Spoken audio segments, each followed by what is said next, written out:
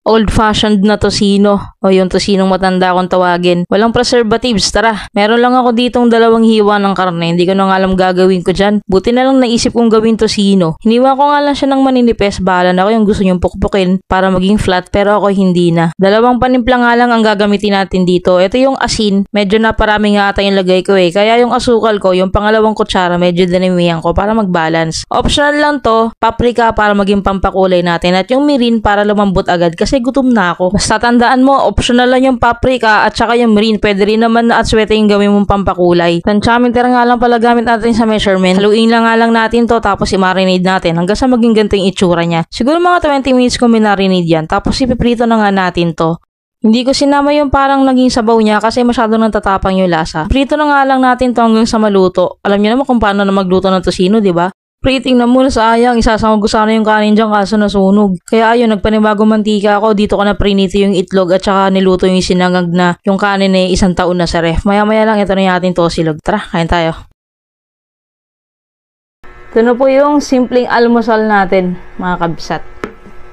Kain po tayo. Inom muna pala.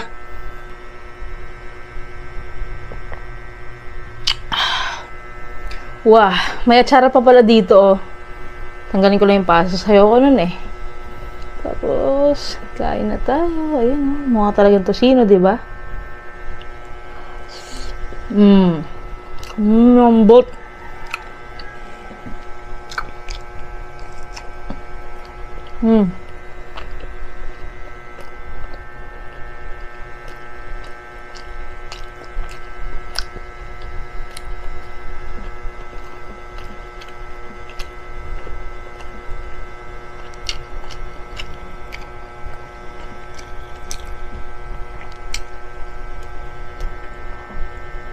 Mamaya na may taba.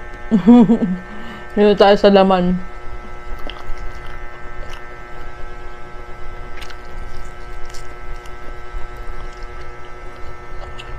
Sarap.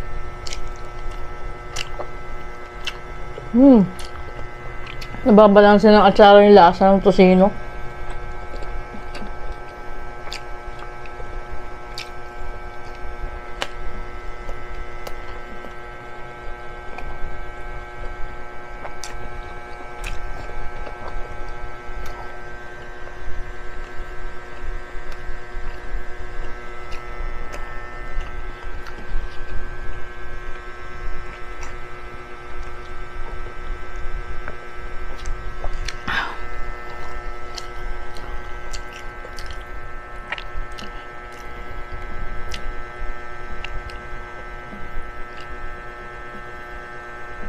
Sarap po.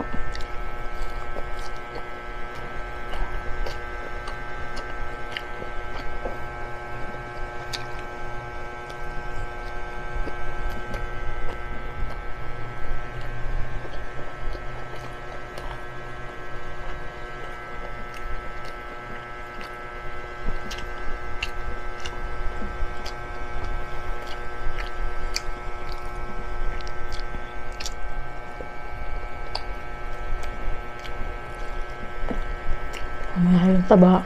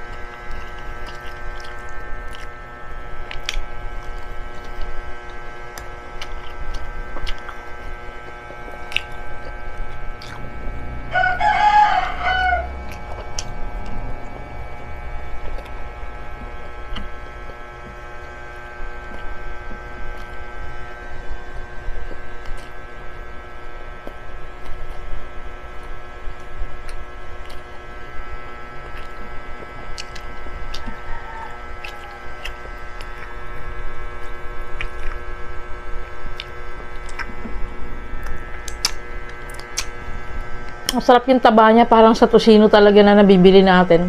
Yung pag kinagat mo, parang ano, nagme-melt sa bibig.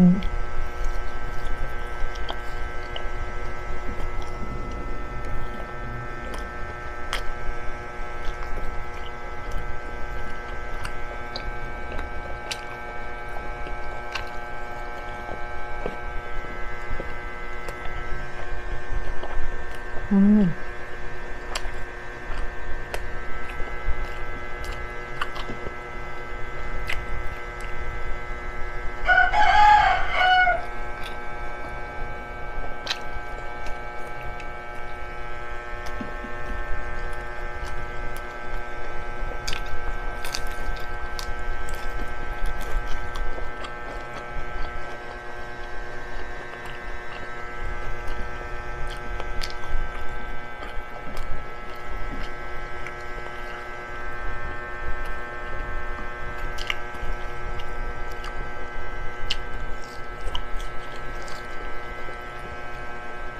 Mm.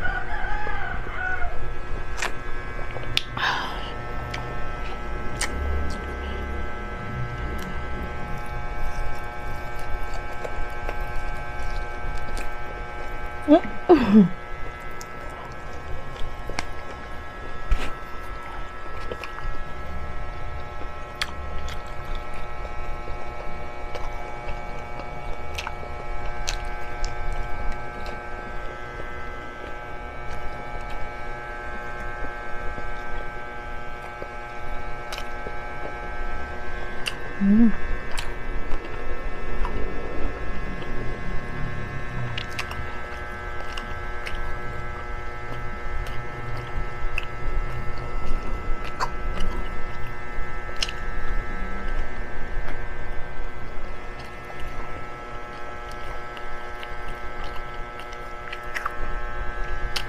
Taba. Mm. Hili ko itong may makapal na taba.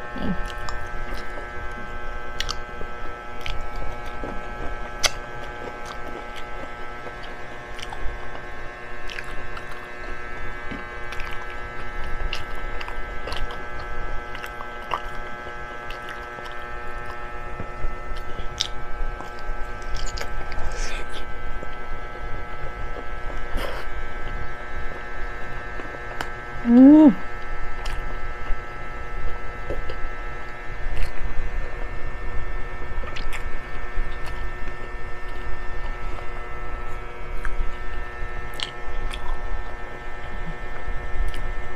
Sarap.